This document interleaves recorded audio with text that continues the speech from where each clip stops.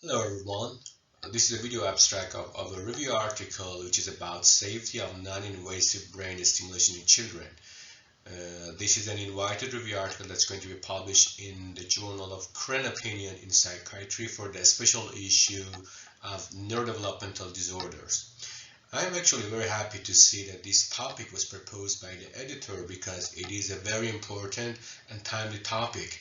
So when it comes to children, there are always some questions, sometimes concerns and uncertainty about the safety of these techniques. And that's why I also decided to make this video abstract.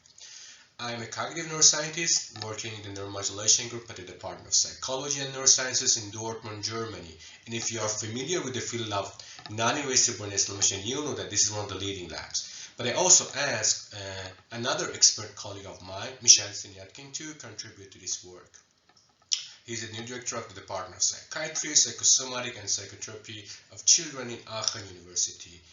Actually, some of the important works about the safety of non-invasive brain stimulation in children come from the work he has done in the last decade, and I'm very happy that he's part of this work. This is the outline of the article. We briefly describe what is non-invasive brain stimulation. I believe most of the readers of the journal are psychiatrists or service providers who may not be familiar with the techniques. This article covers the two commonly applied techniques of non-invasive brain stimulation in children: transcranial magnetic stimulation and transcranial electrical stimulation that come in different modalities. However, I should note that there are other non-invasive brain stimulation techniques that are not covered in this article, such as electroconvulsive therapy or ECT, vagus nerve stimulation, or trigeminal nerve stimulation that are less commonly used in children. In the second part of the article, we talk about developmental aspects of TMS and TS, which are very important for the safety. A developing brain is different from an adult brain in terms of the skull thickness, size, and brain tissues. And these anatomical differences are important for the safety. For example, in some types of RTMS, like high frequency RTMS, hitting sensation can happen, or they have loud noise, and that should be taken into account. Here also we summarize two recent works that were published in the last year that are talking about the importance of coil positioning and personalized application of TMS that are important for safety. And for TS, there are some stimulation parameters that are important for safety, like how strong it can be, how long we can stimulate, and the size of the electrode and the soakiness of the electrode if we use a sponge electrode. We describe these factors very briefly in this part. But this is basically the major purpose of the article. How safe are these techniques? Here we need to distinguish between two topics. One is common side effects and serious adverse effects.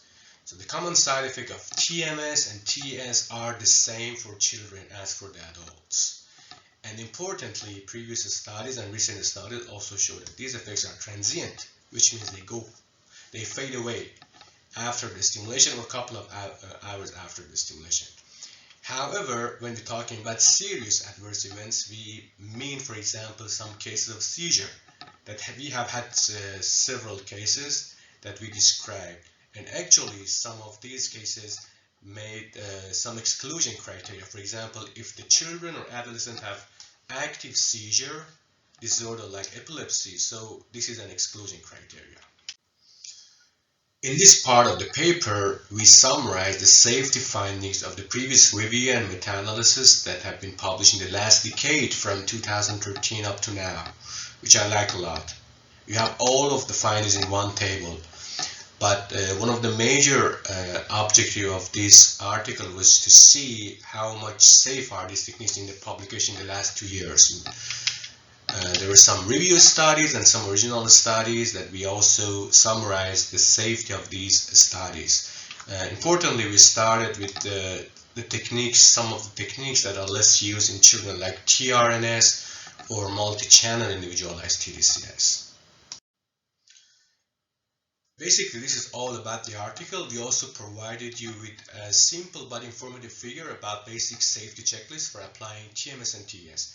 The take-home message of the article is that both TMS and TES have a good safety profile to be applied in children and adolescents, and they are safe as far as they are applied within the defined protocol and as far as the exclusion criteria are applied.